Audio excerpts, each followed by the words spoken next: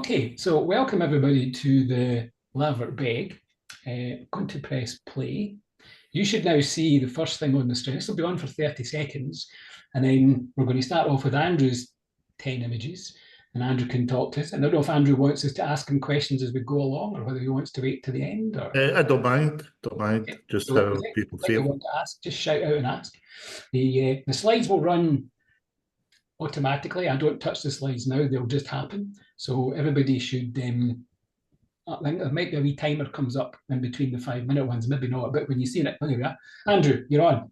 Okay, so all the images were taken 25th of September, which coincided with our last day of a fortnight tour in North Italy. So this is Verona, the view from outside the hotel room, just looking across the city. So it was about 7 o'clock in the morning. So just took the it was some nice light, a nice start to the day. So just took the opportunity to grab a architectural type shot from a window. This is towards the east side of Verona, the bridge over the river edge, looking over to the east just at sunrise. So a little bit of HDR just to try and manage the tonal range and try and bring a bit of detail into the buildings in front of the sunrise. And then again, this is the banks of the river edge also, just some of the, again, architecture, of the colours of the architecture, and I just, yeah, as you do on holiday. I thought it was Tobermory. It's got a Tobermory feel to it. Colour scheme's a little bit less pastel. And then from there, we headed back into the city to grab some breakfast. I saw this gentleman lying, recovering from what looked like quite a heavy night last night. I don't know if he'd made it home and this was him in the morning, or if he was still out from the night before. I mean, easily done with some of the wine, given it's given it's the wine country of the wine area of the world. Amarone. Those doing pasta, looking at the signs above him. I thought he did far too much pasta. Yeah. And then after breakfast, we made our way to the gardens, Gardena Giusti Gardens. And in the gardens, there was a villa, there was music coming from it. So we walked past it and appeared in a window, a gap in the wall. I think it was ballet that was going on, but I liked just the colours of this and the little bit of capture of the lady inside. And then this is from the gardens. You can walk up the banking, you get quite a bit of elevation, and an image taken across Verona, and a couple of people sort of focused in the foreground. So it was really nice light. It was getting maybe closer towards midday, but the lighting was lovely. I mean, it was soft. It was not harsh at all. And again, from the same gardens, and just a little bit of vignette with the trees and the shrubbery, etc. Just looking across it, I think that was the building where the ballet was going on. Again, just some lovely colours and nice light.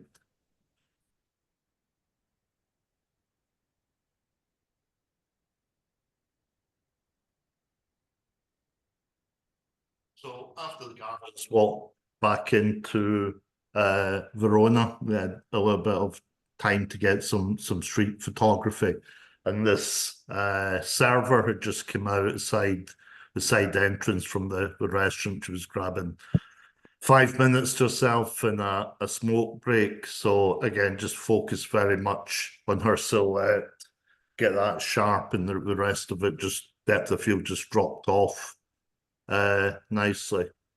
And again, the colour of the buildings, and when it happens, the sunlight pouring through is very attractive.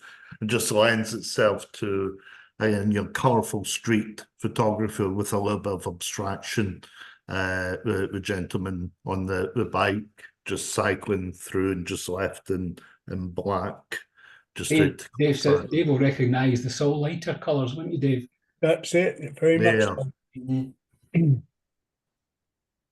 And again, one of the things I found myself doing, I think, in just about all the cities we visited, Italy's full of these streets with high walls and pastel colours and walkways, textured, cobbled walkways. So just trying to get some images with an individual, a figure, very much at the end of the walkways, especially again when there's some light coming through. And you get that kind of silhouette against it. So that's it. We've got 5 minutes now to chat about it. So Neil and I were in Milan and Florence earlier, and Italy is lovely for that kind of photographs. And it does suit the colour. Have you translated much into black and white and played about? Or? I did a little bit in black and white. In the first couple of days we had in Italy, we were in Ceramon. And the weather was terrible. Actually, a couple of days it was warm in Scotland. And I actually set my camera so that I don't normally, but set with JPEGs and to black and white as well as the raw file, so I could see the images in black and white. So yeah, I started doing some black and white stuff just because the light initially was not particularly great, but no, otherwise. What I ended up doing through certainly Verona and Venice, it all ended up in colour. Get some nice shots from San Marco across the bay that I converted to black and white. But generally it's colour. It's a colour that kind of interests me in the main. And then just tried to work the colours as best I could. I don't know if anybody's seen Ripley on Netflix, the the television adaptation of the fabulous Mr. Ripley thing, talented Mr. Ripley, and it was shot in black and white, and it was just stunning looking. Yeah, that was Amalfi, and it was just so even colours in black and white, I think, can look good. And you were going for a lot of these mysterious blurred focus people, so that was a deliberate thing, obviously. Yes. I've got a lot of pictures again of the selected individuals or people walking down these cobbled streets, or maybe there's something in that. So maybe that's, with the time I've got in my hands, one day sit and convert some of these images to black and white and see how they look. But yeah. Some of the cinematography, I can't remember, it was a movie came out a couple of years ago, and it was all done in black and white. And I think with cameras that were converted for black and white sensors, and when it's done well, it's very absorbing. Ripley was absolutely with the colours that you get there, and in those sort of countries with the light, and you convert it to black and white. I presume that you get very much of a film noir presentation to it, like you used to get in some of the old 1930s and 40s films. And you would enjoy that soul lighter type effects there, Dave, I guess. Sorry? You would have enjoyed that soul lighter effects. Oh, yeah. I say those colours are well, just him right the way through, aren't they? Yeah. Excellent. I like the almost voyeuristic viewpoints that you've got in a couple of them, Andrew. Yeah, I seem to have developed a bit of a panel this year of images which are looking through gaps in walls or gaps, pillars or windows, etc. So the one I've got with the pinks and reds in the little slice of people in the middle kind of fell straight into that portfolio that I've kind of started to develop. So one of the images I was most pleased with, because I thought, yeah, this sits with a few of the others that have been doing, staring, peeking in windows, doors. Andrew, I without like the color palette across the board. Were you shooting with a particular formula on your camera or in post-processing at all? Nah, not really. The colours were quite natural. I mean, the HDR one, obviously, the sunrise over the river, it obviously was tampered with. But no, mainly looking out the camera, and there's not much. There's not much that's done. There's a little bit of managing highlights, shadows, and camera raw, but there's not much done within the color palette itself. I mean, certainly Verona. It just the color of the buildings is fantastic, and when the late September, so the sun isn't overly high, so you're getting these shafts of light. Oh, here we go. Douglas, you're on. In 1972, Claire's father bought a house in the village of Cotherstone in northeast of England, 5 miles from Barnard Castle. It's a very attractive strip village, and on either side of the main road after the houses, there are fields with sheep, horses, and other animals. At the end of August, the village has a show where huge cabbages compete with exotic dahlias and delicious jams, along with a photographic competition, and the subject was our Cotherstone. So I decided on one day in July that I would photograph our Cotherstone, taking into account the rural aspect of the village as well as the buildings.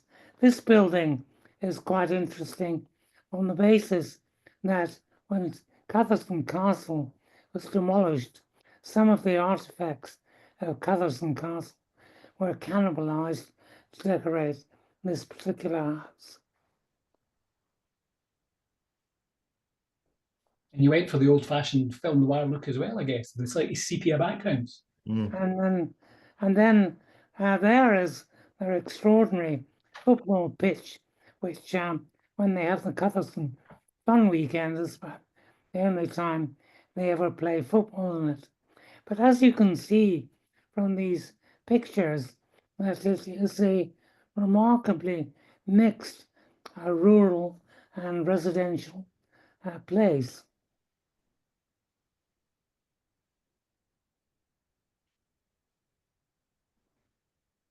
And that is just an example of one of the lanes that wends its way through the village.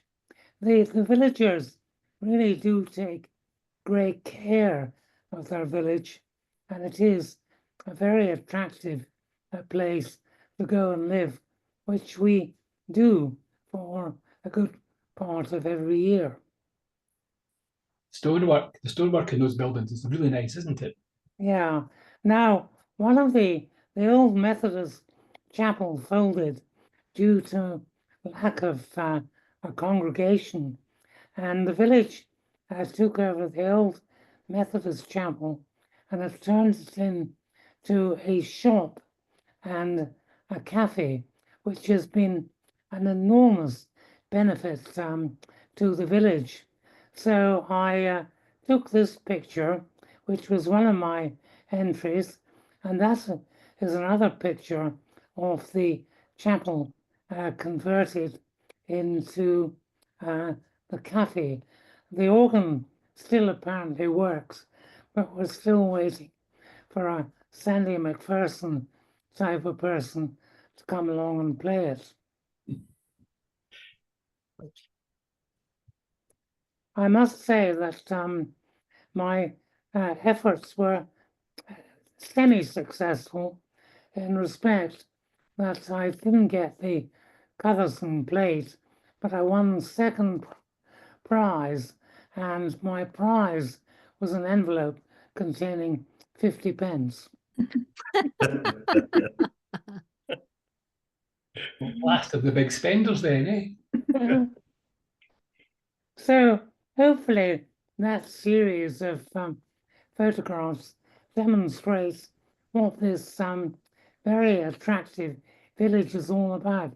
You can see houses next to fields, and one of the attractive things about photographing it in July is that the grass is left to grow very long and had just been cut, and that makes an extraordinarily attractive surrounding for the houses and that terrace block.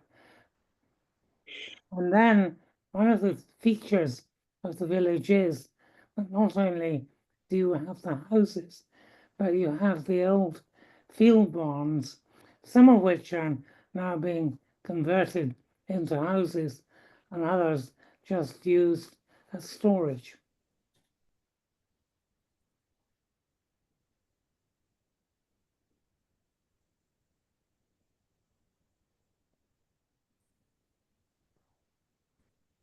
Would be interesting to do a then and now series, wouldn't it? Sorry?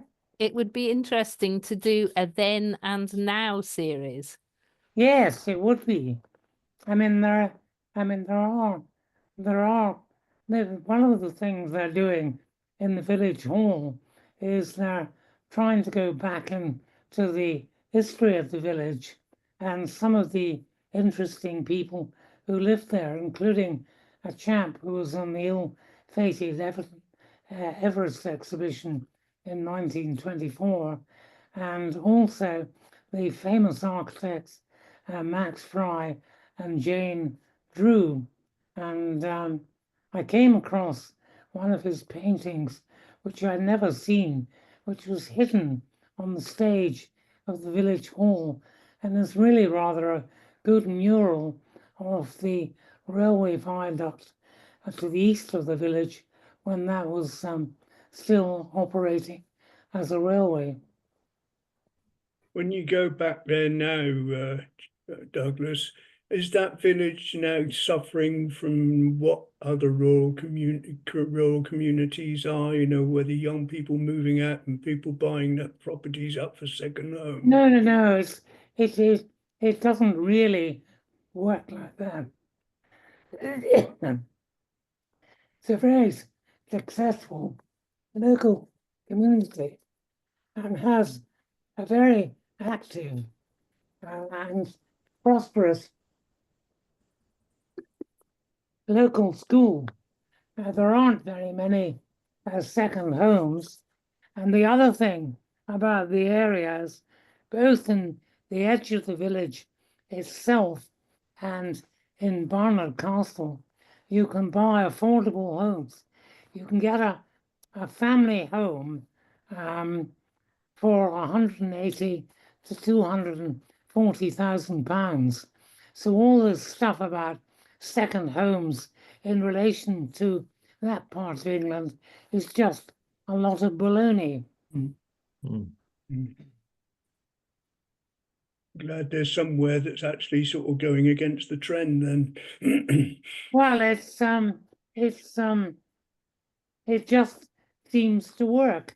And as far as the village itself, there are quite a few professional people move into the village because it's not that far from Darlington and further on the industrial parts of Teesside and indeed Durham itself.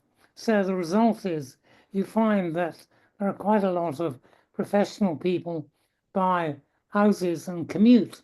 And I have to say, in the village, though I'm not photographed there, there are some very beautiful Georgian houses. And the village next door, Ronaldkirk, is an absolute stunner. And so Teesdale seems to work remarkably well as a community, as is demonstrated by all the activities, including the village hall. And so it really is a very nice place to be there. Admittedly, Claire's place is a second home. Her father bought it because he worked in Cambridge and he had been brought up in North Yorkshire, and for retirement wanted to spend a bit of time in North Yorkshire. And I really rather get very annoyed at people who demonize second homes, because I think if you are successful, a second home can enhance your life quite considerably. I do know that in some places like Devon and Cornwall, and particularly with things like Airbnb, that doesn't intrude on the locals. But thankfully, to date, it doesn't really intrude on that bit of England at all. Mm. I think people who own second homes are amongst the bravest people in the world, because what you do is you lie in bed at night worrying about the home you're not in. So I'm glad I only have one home now. Anyway, I'm quite interested that the discussion has veered away from the Right. architecture of the place. Yeah. David, you're on. My chosen day was Saturday, the 24th of August. The location is Nairn, and it's the occasion of the start of the annual Nairn Book and Arts Festival. The gazebo is located in the forecourt outside the townhouse. The people manning the facility are promoting the various events that are being held over the next 2 weeks, and we're handing out the events catalogue. The day fortuitously was warm and sunny after a protracted period of dull skies and rain.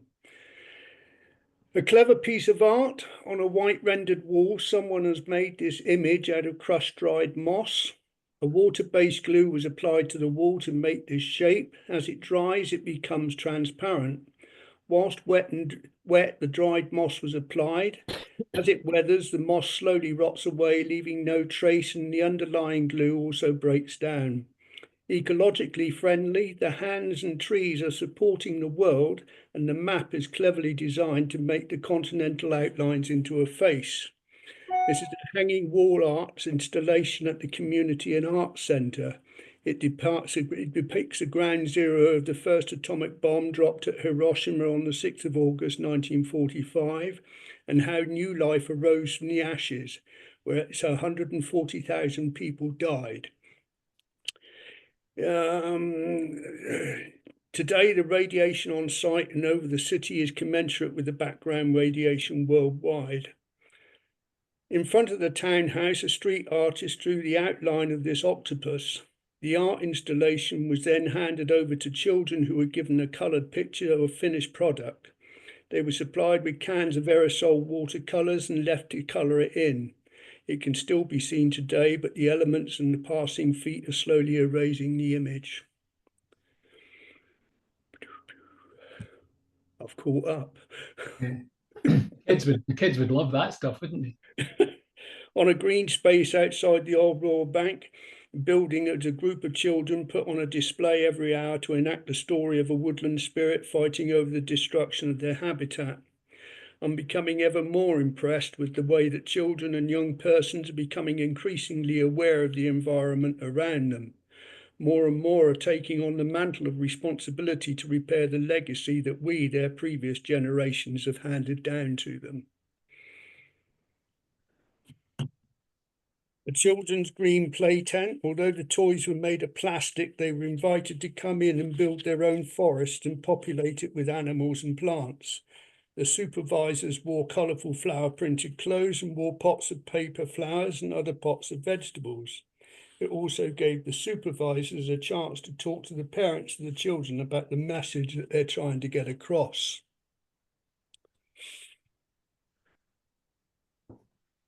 And did they say schlubba clubba quite a lot? Right. It took me ages to work out what this street artist was drawing. It's the image. I took on more definition. I realised it was a drawing of a toucan which was stood on a branch in its native rainforest. They love warm climates with plenty of rainfall. The Toko toucan is the largest and can weigh up to 2 pounds, and it can grow up to 25 inches long. Unfortunately, it's now losing its habitat because of logging. outside a local baker's shop, come cafe, I came across this guy reading to a couple of patrons from a notebook he was holding, and the couple were laughing. As I got closer, I realised he was an instant poet who asked people to give him a subject and their names. He then wrote a script and delivered it in the form of a modern rap, favoured by musical artists of today. It's a very clever way, an imaginative way of entertaining. This is a friend who now who lives in Nairn, and we've got a common friend who lives in Glasgow. This guy who sat down here on the right was a warrant officer in the Royal, where am I? In the Royal Scots Greys. When he retired after 30 years, his medical sheet was 2 pages long. The bag at his feet now contains the drugs he requires to maintain a decent quality of life. He still lives on his own. To me, this epitomises what the festival such as this year's Nairn Book and Art is all about. People meeting and generally chewing the fat. The art of conversation is still alive.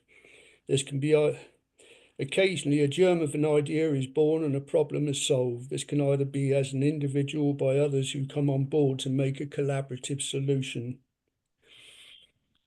Oh, crikey. Well done. So that was a bright and colourful day, wasn't it? It was a brilliant day. We'd had about a fortnight of really lousy weather, just cold, grey, miserable rain. And then on the Friday, we started to see the first blue sky for around about 10 days. And then Saturday morning, it was brilliant. And you know, when you've had a long period of rain and all of a sudden you get the sunshine comes out like that, the sky and the air is so clear. And especially as Nairn, because we're right next door to the sea, it was a really fantastic day. That toucan one, the guy was sat there and he was actually spraying the paint. And I suddenly realised, I couldn't make out what it was that he was drawing. And I suddenly realised it was a toucan. So an idea came to me and I hung about until eventually all he had was 2 cans of paint. Yeah. So that's what I decided to call the image, 2 cans. Yeah. You could have given him a can of Guinness. A lot of the pictures were environmentally focused. Was that just the ones you picked, or is the whole festival? No, they had a theme for the Nairn Book and Arts Festival this year, and the theme basically was the environment, and various people came along, artists and whatever, and came along and put their all into it. And on the opening day in the Nairn High Street, it was very, very successful. Do they have a theme every year, or was that a one-off? Oh, I think this was a one-off this year. You know, normally it's just what you would call a book and arts festival, but it's like all these things. They had a new committee take over at the end of last year, and this committee decided that they would try a theme, and it worked. And I was really quite surprised at the amount of, with a lot of these book and art festivals, it tends to be for majority of the adults, but this year there were a hell of a lot of young people actually taking part. You know, I was really quite impressed. And So much wonderful. interaction between you and you as the photographer and the people you're photographing, Dave? Well, a lot of them I know anyway, you know, so, you know, I haven't got that sometimes that reticence of street photography where you don't want to go walking up to people and taking their photographs.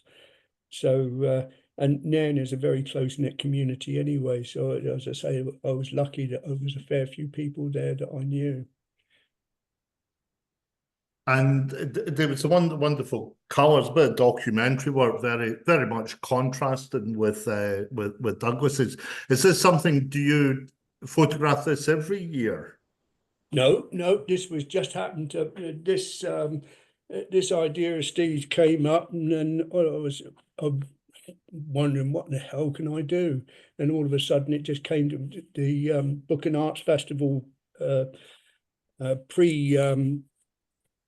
pre-advertising came up 2 or 3 days later, and I thought, well, there it is. There's my project. Just hope for the weather. And by God, were we lucky. That's it. Yeah, you got it. I thought Nairn was quite a sunny place most of the time as well. Sorry? I thought Nairn was quite a sunny place most of the time. Oh, yeah, I suppose it is, if you've got a good sense of humour. I think you get a good sense of the community from your images, David. I like to think so. Nairn is one of those sort of strange places. Years ago, it was known as one of the very few towns in one of the kings of Scotland turned around and said it's one of the few places that he's got within his kingdom actually speaks 2 languages within around about 200 yards in the street. And it's very, very much, we still got, a lot of people, what we would call the Nairnites, and now you've got the incomers. I've been here now 29, coming up 30 years, so I can apply for a passport next year, I think. It's one of those things, the Nairnites want to keep it as it was, and the newcomers are the ones that actually move things forward. Yeah. So they're the ones that are on the local committees, and that does create a problem at times. You can take that across to Stornoway just now. Hey, Jean, there we go. Right. You're up. My talk is called There Are Salmon in Our Trees Too. It's about autumn leaves, but also about why nature photographers should embrace wabi-sabi photography or celebrating the imperfect. Have you ever wondered why some leaves become golden before others? I've Googled it and I can't find a convincing answer. There's light, there's moisture, there's temperature. But that doesn't really explain why one leaf is golden and another one is green on the same branch. Simon and Garfunkel sang, "The leaves are green, the leaves that are green turn to brown." But Paul Simon also said, "I was only 21 when I wrote this song, so we could forgive him for not knowing that leaves don't turn from green to brown. They just stop being green as the chlorophyll levels fall, allowing the other pigments, the reds, oranges and greens to show through, reds, oranges and golds to show through. But there's more to autumn leaves than the colour. Embrace the imperfections which the falling chlorophyll levels make visible. Leaves don't just consume carbon dioxide, they are home for a host of tiny organisms. Larvae of flies, beetles and moths live in between the upper and lower surfaces of the leaves. Larvae of flies create tracks running across the leaf with little black specks of frass, or otherwise, in other words, poo. Or there's larger patches of nutritious green where the chlorophyll is preserved. Again, the mechanism is poorly understood, but it's likely to be due to associated bacteria. Some clever people can identify the organisms from the shapes and patterns, but I'm happy just to know that they're there.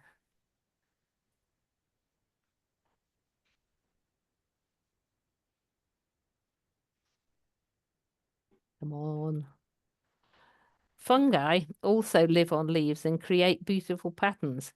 If you just Google, for instance, tar spot fungus on sycamore, the first 10 hits will be aimed at owners of pristine gardens who feel the appearance is unsightly and, despite the fact that it doesn't harm the tree, want to eradicate it. However, stop and think. If we didn't have fungal decomposters, we would all drown in fallen leaves and we'd fail to recycle the nutrients to the trees and plants that need it. It's not just the inside of the leaves that houses the larvae. The diminutive spangle gall wasp has its larvae inside these little lumps or galls. The infants survive the fall to the forest floor, and in spring the tiny wasps, not the sort that terrorize our picnics, emerge. Leaves also provide shelter and food for grazers like this slug, as well as lots of other forest dwellers. Modified leaves can act as taxi service for leaves, ensuring that beautiful autumn colours last for generations to come. Not only can the aerodynamic properties of the leaf or bract as it's called, help seeds avoid falling too close to the parent plant, but they also may allow it to fall into fast-flowing streams where it's swept along some point downstream where it catches on something and, like my children, set up home and start a new generation not too far away. Have you ever stopped to think about the leaves that fall not onto the forest floor but in the waterways? Are they just detritus blocking the water and causing a mess? Oh no, not at all. We need them to be slowed on their headlong rush to the sea by sticks and boulders. In the stream, like on land, fungi and bacteria break them down, creating digestible nutrients for small underwater dwelling individuals. These individual larvae and crustaceans are food for fish, which brings me to salmon in our trees. If you haven't heard of Amy Gulick's work, she's an Alaskan photographer and worked with scientists up there. They found that chemicals which could only have come from salmon were appearing in the leaves of trees. And it turns out that bears catch salmon in the river, eat them in the forest, drop scraps, and the chemicals are taken up by the roots of trees and end up in the leaves. We have otters that catch salmon and consume them on land. So maybe we have salmon in our trees too. So that's me. I hope I've convinced you that autumn leaves aren't brown, they're just not green, that nature photographers should embrace wabi-sabi, and that we need to dispense with tidiness and get salmon up into our trees. That's it. Yes, you have convinced me. I thought that was wonderful. I mean, I liked your approach to the photography with the generally subdued colours. You resisted the temptation to wow us with the bright colours. And I've never heard of wabi-sabi before. Maybe I'm just ignorant. But I've written that down in my list of things to look at tomorrow. I think it could be some very fruitful reading. Very interesting. And I think Paul Simon's probably quite safe, because his lyrics are not going to be tempted by your more scientific stuff.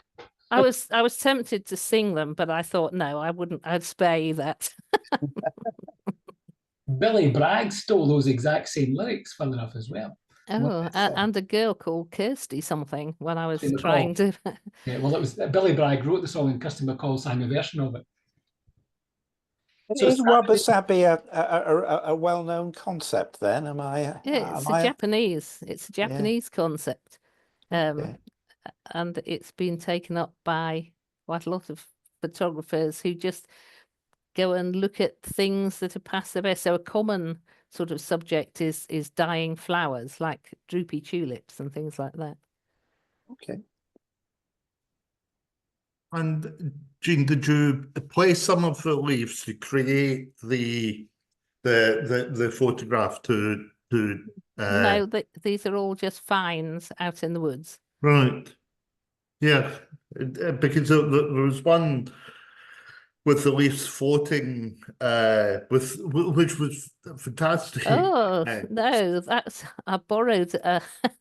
I'm just, as a result of this, I'm doing a project on leaves, and I had a underwater camera. I mean, a very, very, very old underwater camera, and I was just putting it down into the water and pointing up. But I need to. I've borrowed a better one that I'm going to try and get some better images with. But it's a bit cold at the minute.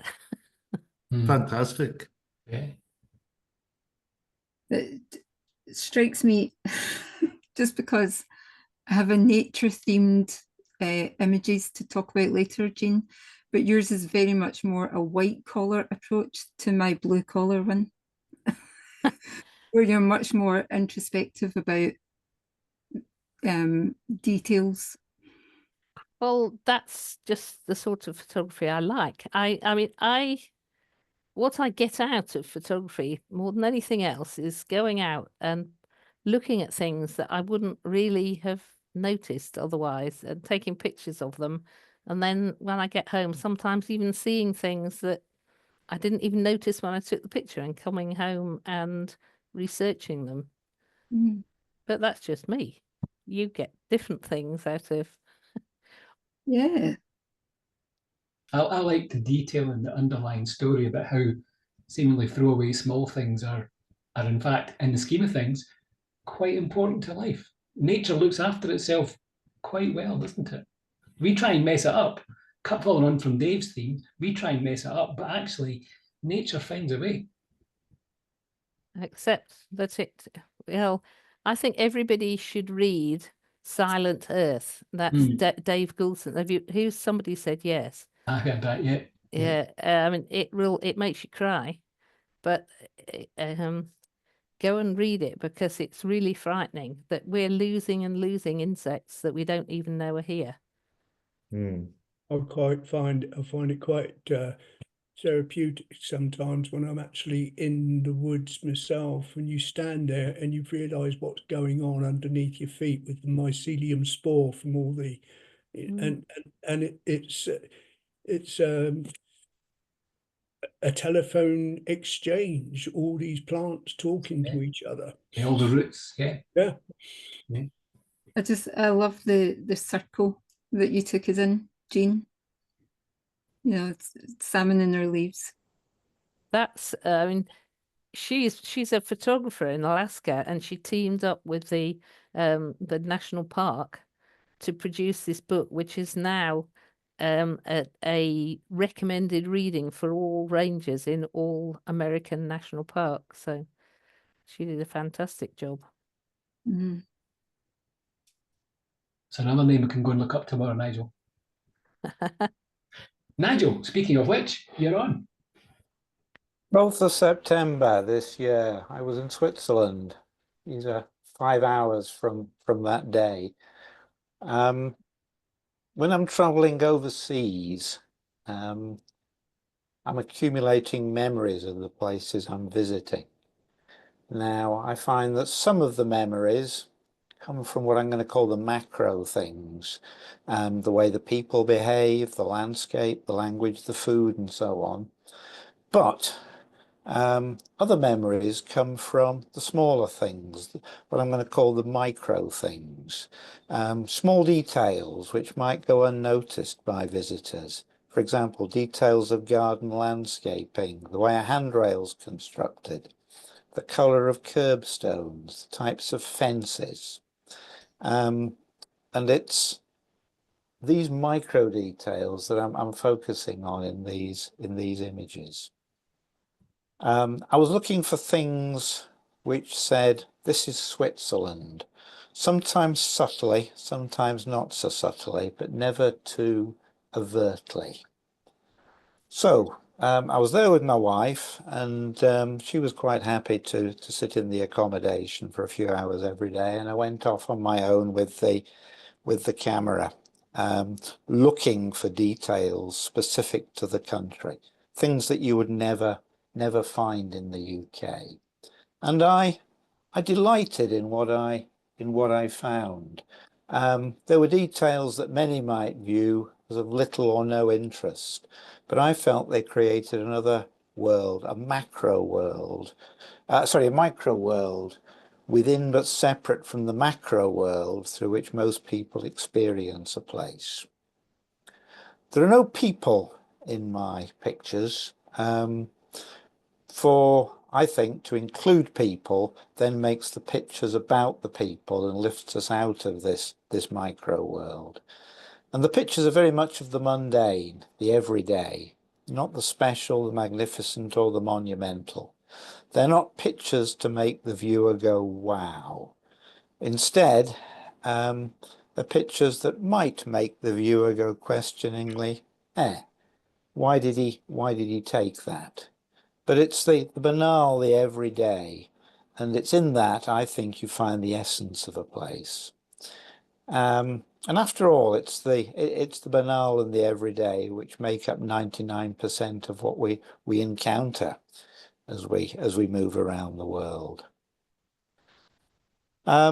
These are images which were taken in the sorts of places which I think are often overlooked by visitors. I remember one photographer memorably describing this sort of place when he was asked by his guide where he wanted to go while he was making his first visit to a foreign city. And he replied, "I want to see those places which we would pass through on the way to the places which you think I want to see."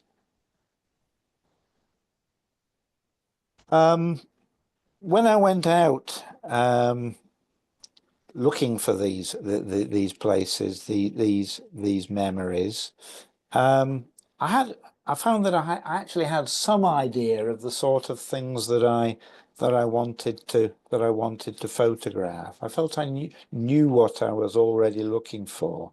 I wasn't starting from scratch. So I think there was something embedded in my memory from my previous visits there. So I guess I'll leave with the question, what do we remember of a place? The macro or the micro? Or is it simply a combination of the two? But by way as an afterthought, perhaps I'm overthinking this a little bit, and it's actually much simpler. Maybe it's just that these small details make for more interesting photographs.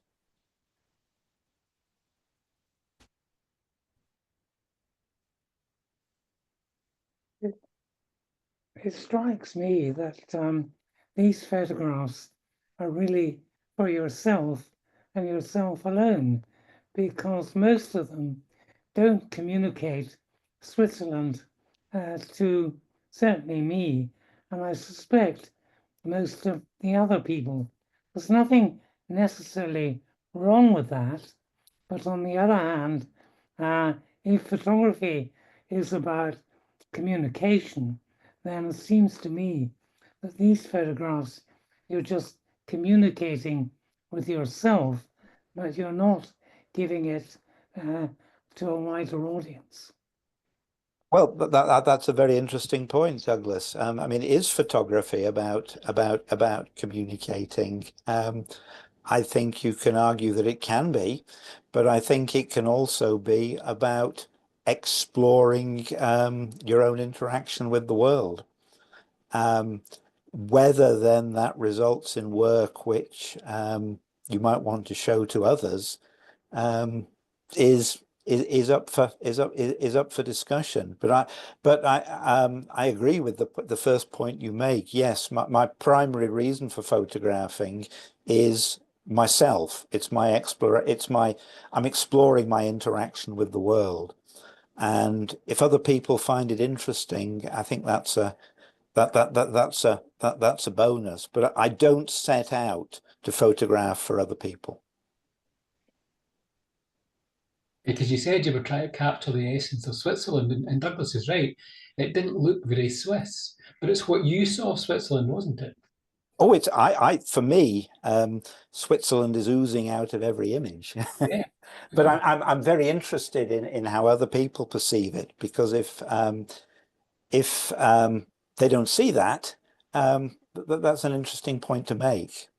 It made me think about what would this place look like if you'd taken bigger pictures. So you could actually work out some things about place. You could work out even before you got to the last picture that it was a ski resort.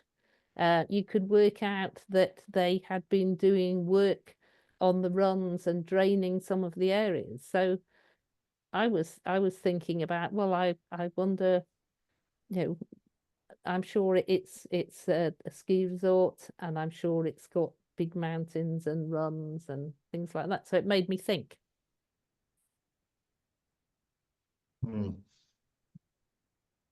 I've worked in Switzerland, and it made me think of Switzerland.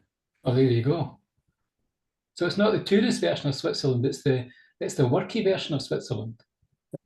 It's all those small details, not the mountains, not the cable cars. It's all those things like the blue kind of hydrant thing, all those tiny wee details. You wouldn't need to have said it was from Switzerland, Nigel. I'd have got it. There you go.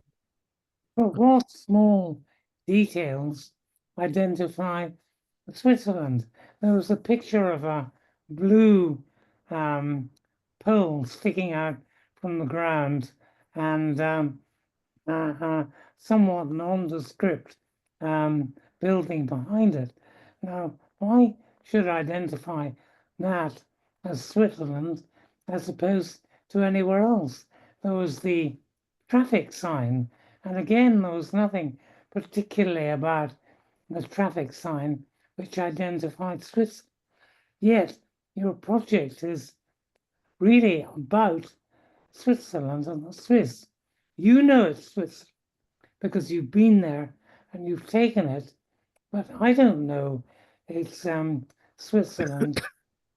And while I can respect that it's your reaction to it because you've told us, I just feel there is somehow a lack of communication if you want to share it with other people.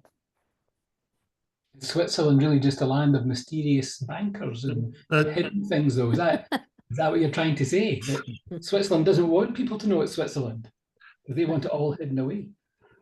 I don't know what I am saying, but I'm very interested in the responses of others.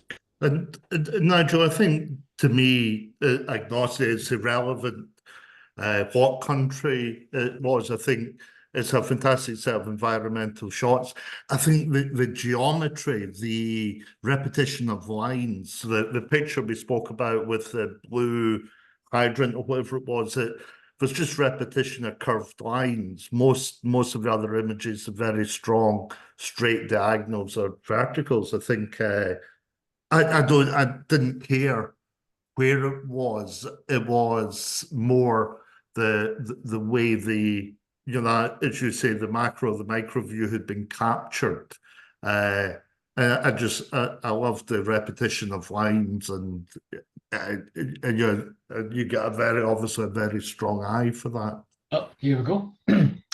So this is the 26th of September, and it was one of the Top Rock Talk days. And I led a group out to Tarry Woods, which is just outside Arbroath. And as you're leading the group, my view is that you should be letting people do their thing and maybe point them in a few directions and encouraging them, because some of them were more beginners than others. And I was just trying to capture different parts of it, trying not to get in anybody's way. Trying to capture some movement. First one's a triptych. I do like a triptych. I think one of the challenges of triptychs is getting things that go together and making three images look like one, but also a fourth one. So that was why that was another triptych later on. So I was going for some movement, because most of the stuff we were going to get, I guessed, was going to be classic trees, maybe the sun coming through. I also went black and white to try not to interfere with the other people who were all going to give us lots of colour images. And right enough, we didn't get any other black and white images. I think maybe one guy did one black and white one. And although it's quite a dark wood, there was some light in it. And I did this picture because the silver fern, and my son's just moved to New Zealand, and I thought, I'm going to get a New Zealand picture out of this somehow or another, because it was on my mind. It shows you how these things are on your mind and it comes through. So that's why I've got the silver ferns. Like Gina also notices quite a lot of detail and quite a lot of things growing in things, and how life and death is an old dead tree trunk or half dead tree trunk and bursting with life, absolutely bursting with life. So again, I thought I'd try and capture some of that kind of stuff and just show that even kind of what I said about genes, that even from dead things, that there's lots of things going on that we just don't see. And the mushrooms that pop through some of these trees are fantastic. Bits of moss, the ferns, individual leaves, a wee bit like Nigel's, the micro things that you see in a forest or in a wood that just talk to you about the environment, just tell you about where you are, and putting them all together and trying to get the shapes. I quite enjoyed doing that at home. So although these were all taken on the same day, these were made up a couple of days later, probably. Like to get them and get them made. And woods can be quite spooky things.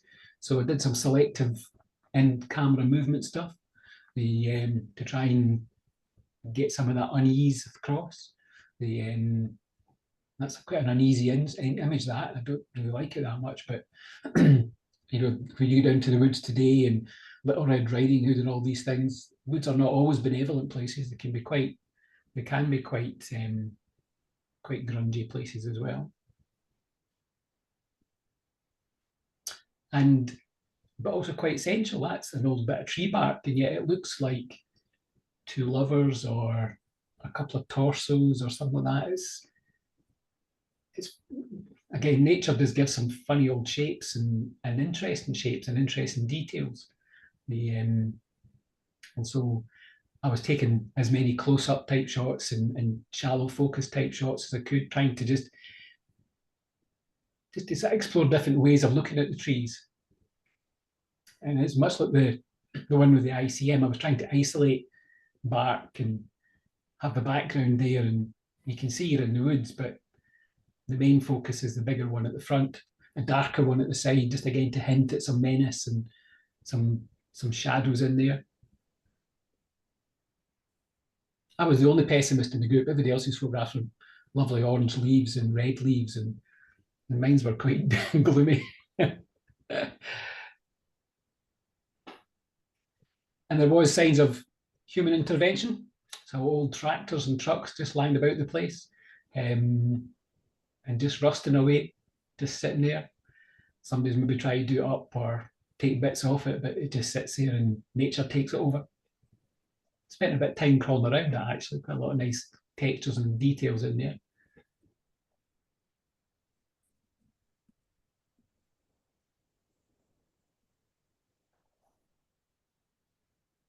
But it is quite a nice wood, and having listened to the talk on the talk walk talk thing, I thought I'd better try and get something that Paul would quite like. So this is a kind of your classic woodland scene at Tarry, with the trees and the darker ones feeding into the lighter ones, and the light into the background. So that was my day in Tarry Woods.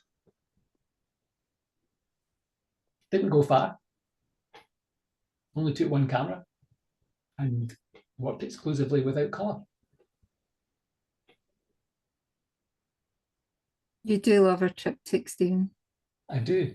And black and white. And I do like black and white as well, yeah.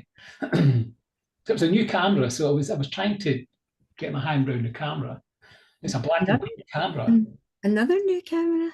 I've only got two cameras. A black and white camera, and when you read the reviews of it, people say, oh, the negs, for what they are, digital negs, are a bit flat.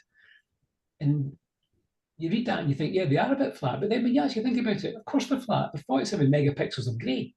So there's not the contrast and there's not the colours that you can play about with. So although people are saying that's a bad thing, actually I can understand why it's a good thing to have 47 megapixels of grey.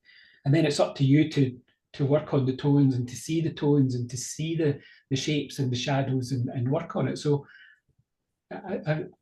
having read the reviews and agreed that their negatives are flat, I now think, well, they're meant to be, because that's what it's about. That's what it's about.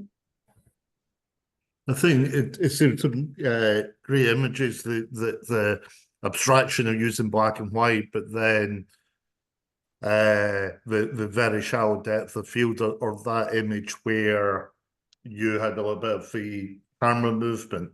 Yeah, so there's one that with the depth of field, you can almost see figures or shapes in the background. So I think it creates sort of very surreal images where people, it's some of the tree trunks as well. 10 people could look at these and everyone would see something different. And it's more about the texture and the shape than it is about what it is that you're taking a picture of, isn't it? Yeah. I rather like the way that you use the shallow depth of field. I've been experimenting now with the street photography. I went out Saturday and I spent a whole morning at f1.2. And you really sort of focus in on a specific piece of person or street architecture, and you lose the rest. It's just the way they're in the background, and you've just got a very good pinpoint image. and the same happens in the woods. It just disappears away in front of you. Well, that's why I noticed Andrews at the start, where the background was sharp, but the person who's normally the important part of the picture was not sharp. Yeah. And I think we spend fortunes on things, lenses that are sharp, and then actually some of the non-sharp bits are the better bits. Yeah. And it's the wabi-sabi thing, it's the imperfections. Sometimes the imperfections are the best bits of something. Was it a joyous day in the woods, Steve, or a dark day? It was a reasonably good day, actually. It was a reasonably good day. And I mean, so is the dark mood an artificial creation? Yeah, it was me. My son just emigrated. I was pissed off. Because I felt the dark mood coming through quite strongly. So Silver Fern was a bit happier, but the rest of it was, woods can be pretty horrible places. Woods can be, there's lots Oh, of indeed. dog walkers find dead bodies in woods every week. Yeah, I mean, I'm wary of woods. I mean, they bring out the dark side in me when I look into them. I'm afraid I don't find them joyous places at all. There's no wolves in Tarry Bank, but you think sometimes there could be. I was once lying under a bush trying to get an interesting view on some fungi, and this guy crept up behind me very tentatively. I'm sure he thought he'd found a corpse. I had a similar experience. I was laid in the path, right down on my belly, getting up close and personal with this toad, trying to get a face shot. And one of my neighbours walked round the corner and nearly had a heart attack because she thought I'd collapsed and died.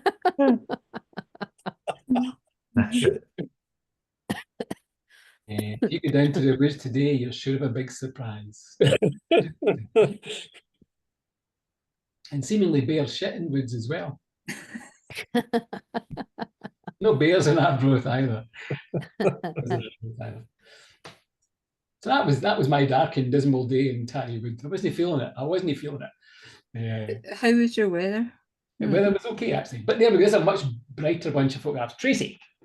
So this is also in my local woods, which brings me a lot of joy, actually. And this wood is just at the top of my road, less than half a mile from my house. And it's one of our favourite dog walks that we use, a route that we use regularly. And so I shot these just on Monday, the 18th of November. And this is what I consider photography for myself when I want to connect with nature and just make myself feel better about the world. I like to just stick a prime lens on my camera and shoot quite wide open. So again, very shallow depth of field, nothing more than f5.6. This is one of my favourite bits of the wood, and I have been trying more woodland photography since the Talk Walk Talk. And this I feel has actually been one of my most successful, just because of the light in the background. Yeah, I just took several shots from here. But there's a sweet chestnut tree just here as well, where there's often a lot of sweet chestnuts just falling on the ground at this point. So I just thought I'd capture some details of the things that are happening in the wood, because it changes throughout the year as well. There's always something to be found and looked at, and I love looking for details in nature. So this particular part is one of our favourite bits, because there's a wee hillock just to the right hand side of this image. This tree fell over maybe about 3 years ago, and again it's the way that, although this tree has been uprooted, it gives way to more life. And there's fungi growing within the base of the tree, as you'll see here. I actually took about 200 shots this day, and I whittled it down to 44. And I thought I need to get this down to 10. And only in a very short period of time as well. Yeah, yes, there's that too. So yeah, there's mushrooms growing out this top part and on the bottom as well, which still seems connected to the earth, actually.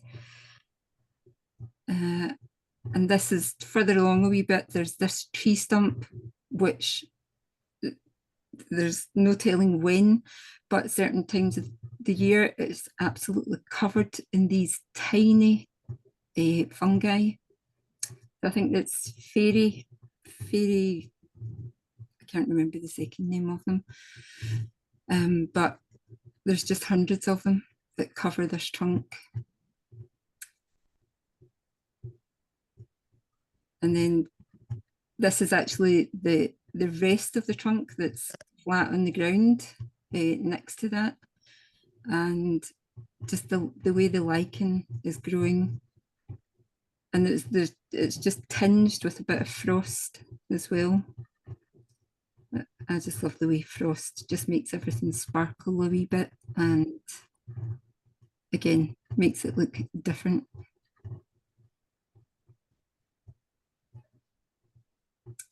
And again, this is just some frost on the dying fern leaves. I really love ferns, I think, because they're just such an architectural plant. There's so much to enjoy about them. And I like the depth of field in this and the detail of the frost.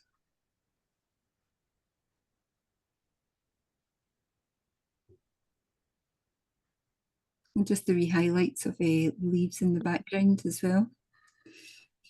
And again, this is getting closer to the end of the wood. The building on the left is actually someone's house that you can see. And yeah, again, there's lots of nice wee compositions that I'm beginning to see within here. And I just like the recession in this as well, where you can see through to those trees in the background. And that was a much brighter and happier looking set of woodland photographs than the previous buggers ones, that's for sure. Well, the wood brings me joy. I'm not often scared in that wood. One of the things this series scores is that it is quite clearly a very personal space for Tracy. It's a place that she knows well, near her home, which she frequently visits. And so you have this lovely sense of her enjoying the location. It isn't an academic exercise about trees. It's a living forest which is of value to her. And that, I think, was demonstrated particularly when you had the picture with the dog as part of the forest. It all enveloped into this kind of really nice personal approach to photography a forest that you know well.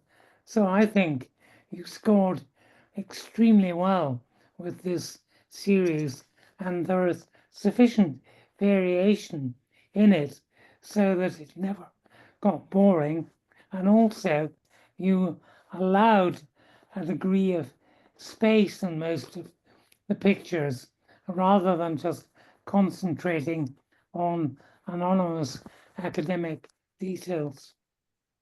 Thank you very much, Douglas. I appreciate those comments. They're very kind. I did shoot everything with a 35mm lens, and I haven't done any cropping at all to them. I wanted to present them all as 6x4s with no cropping and very little processing in them. And it is a space that I do enjoy very much. The thing that, you know, that's interesting, Tracy, that, you know, there's one lens, there's no cropping, very little processing, which, you know, I consider it probably accentuates Douglas's point. It's all very natural and well known to you that you feel I could just take it for what it is. I don't need to stress or develop or highlight anything other than what I capture with a lens that's very close to your own vision in terms of the angle of view. Yeah, I wanted it to be very what's the word I'm looking for? But I wanted it to be, It's personal. yeah, personal, yeah, and how I experience and what I get from the wood. I felt you were taking us with you. We were accompanying you a few steps behind, quietly following and looking at what you were looking. I find it very interesting your point on not processing too much. There was something about the images which struck me and which I delighted in, and it was when you said you hadn't processed them much that that I realized what it was. There was no showing off there. There was no saying, "Wow, look what I found." It was simply us quietly accompanying you, and we found what we found. Very well done. Thank you very much, Nigel. Thank you. It was like the Swiss, really, then, wasn't it? I think that said, Tracy, some of the detail in the, you know, nature's glitter, the ice, the frost on the leaves was, you know, it's stunning time of year to be doing this kind of photography. It was very well done. Thank you, Andrew. Yeah, that's actually where, sorry, Andrew and I are in the same camera club, but that the woods is where I met Adrian, and that's how he ended up joining the club. Okay. Because there is a lot of dog walkers who use it, but I didn't meet anyone on Monday. So yeah. In spring it's covered in snowdrops, then bluebells, wild garlic, and it just changes throughout the year. That's yeah. So that was me. Cool, good. It was you. That's the point. It was you, wasn't it? I know, but since I'm the last one, that must be more than 5 minutes. No, because it's still got. There's another one to come, but the other one will come up at the end of the 5 minutes. Here it comes. There you go. The So I'm going to officially draw this to an end, but I'm going to just stop sharing. We keep on chatting, but I'd like to thank everybody who took part, both with images and with conversation and with observations, because that's what Labhairt Beag is all about. It's all about small talk between people, and we all share a common interest and a common love of photography, and we've all got different styles and different things we want to get out of it. And I think that came across quite considerably tonight. So I think a round of applause to everybody who took part, and thank you very much. I shall stop sharing now. Thank you very much. Yeah. That's interesting. I had no idea what to expect at all. See, you think it's not landscape and all that stuff. You know, the contemporary boys are all boring, but actually we're quite good fun as contemporary guys. I think it was quite a refreshing evening, actually. Yeah, I agree. I had a night in the past where we talked about 4 books, wasn't it? 4 books. Douglas and David and Nigel and me and a couple of other folk, and maybe 5 books, and we talked about books. And that was a fascinating night because they were all so different. About photo books, other people's, or books that you were making? No, for other people's photo books. We picked a book each and spoke about a book that we'd read recently and thought, wow, what a great book. And it ranged from, it was a very wide ranging night. It was a fantastic night. So we got up to some quite good fun as contemporary documentary guys, you know. Another, I mean, one we've done at the Camera Club is photographers that have influenced me. That would be quite good to do as an evening like this. So what we try and do is try and do things that are different and that you don't get, because the other special interest groups really cover us all incredibly well. I'm sure we're all a member of a couple of special interest groups, and they all cover us very well. But this one's a good way to let off a bit of steam and talk about maybe different aspects of it, and it's good fun. And I think it was an excellent session, Stephen. I think if we're to, each time you do these things, you'd approach it differently. I guess I would certainly approach it a little bit differently, and I think with a number of the panels, you get the real personality of the individual coming through. So photography was a creative art, and I think there's been a lot of open sharing.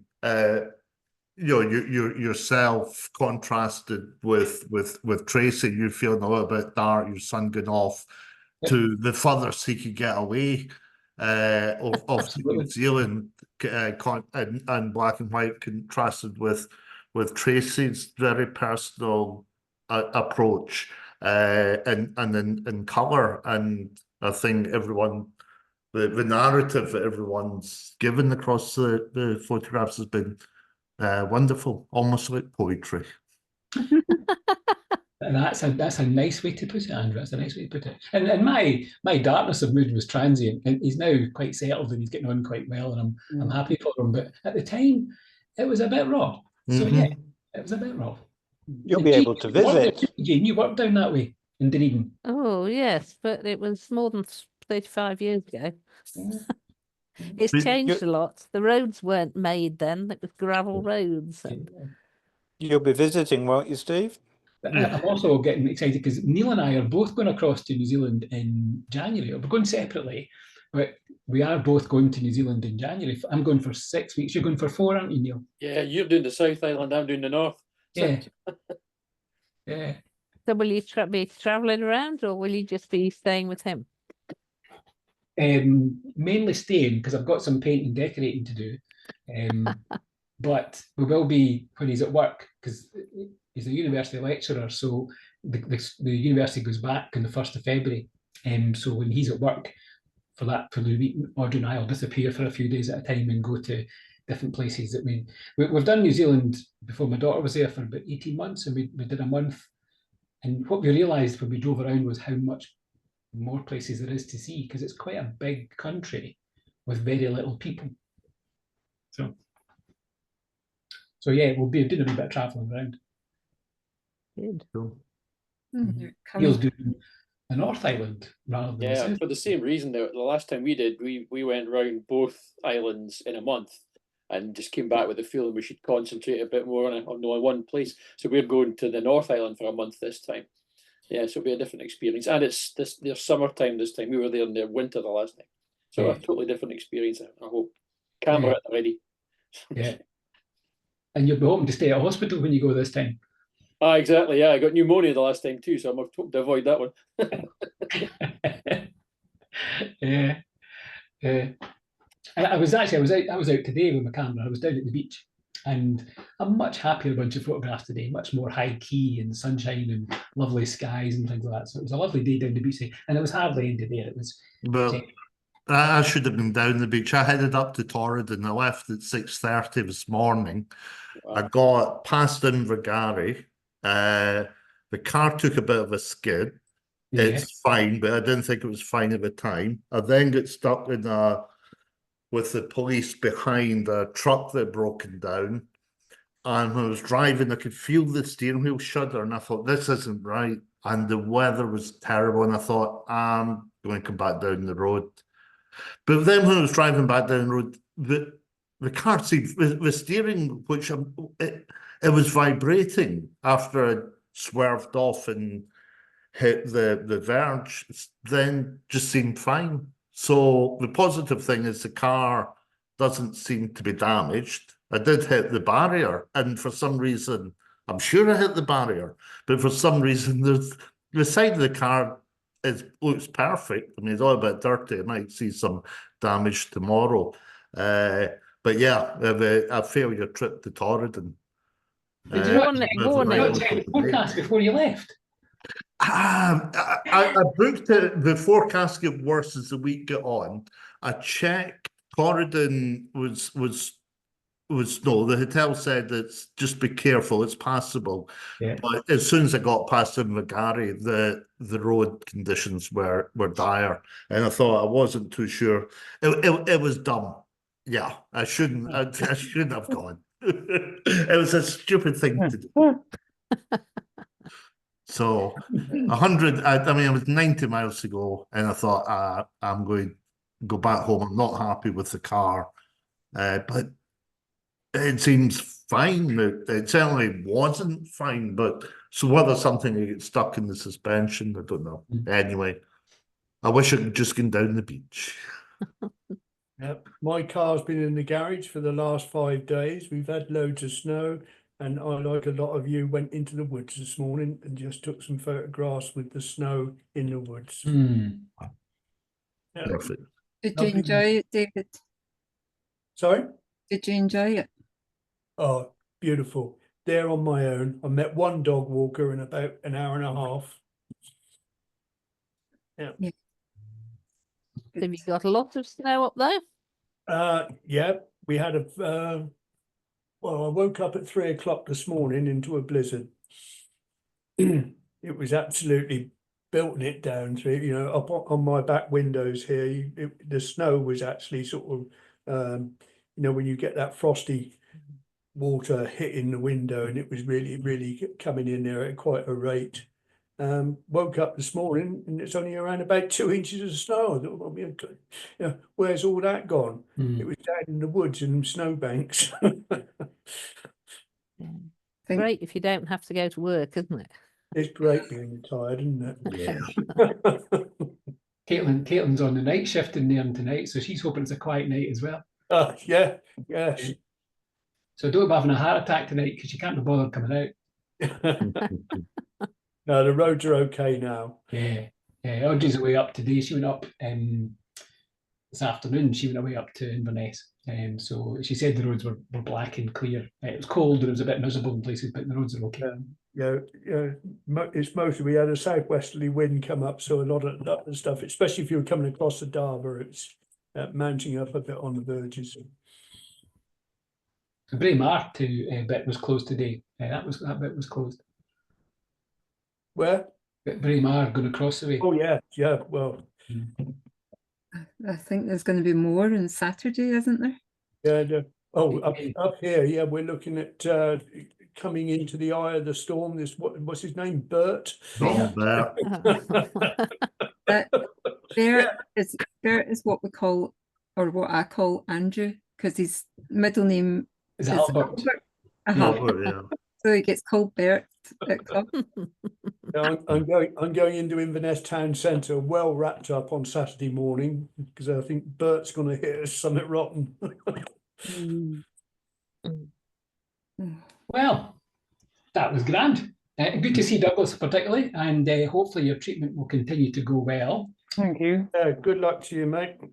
And we'll keep in touch. We'll keep on sending stuff out. Our next thing is on next couple of weeks' time, we're going down to Glasgow. December.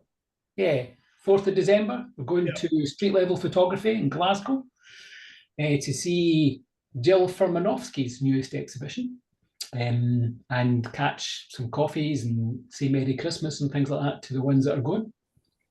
How many of us going? How many of us going? 4, I think. 4. Right.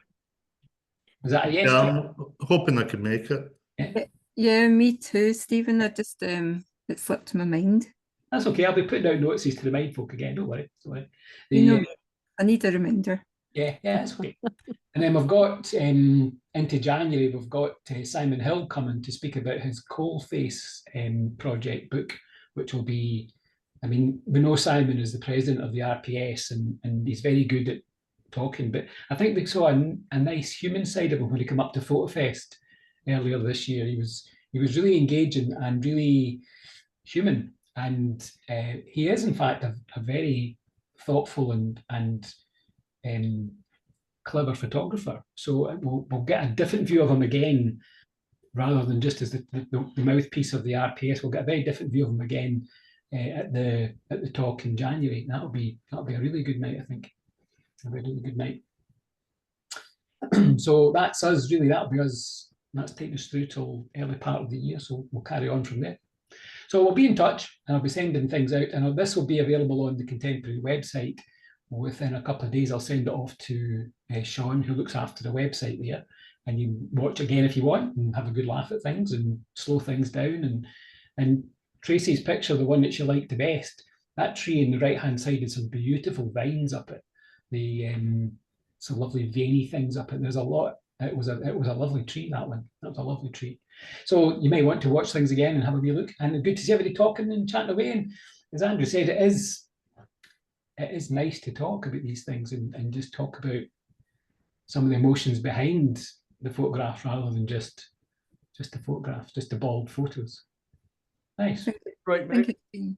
Right, thank you. Thanks very much. Good luck. Thanks for and, the invite. A great idea, Steve, Thank you. for a night. Well done. Well, we'll keep on mixing them up and do different things, because that keeps everybody interested. No point in doing the same thing over and over again. So we'll try and keep on mixing them up and keep it interesting and keep it real. Yeah. And if I don't see people before Christmas, have a great time. And the ones I will see before Christmas, I'll see you then. See you then. Right. Cheers, mate. Bye. Right. Bye. Hey, everyone. Take care, everybody. Thank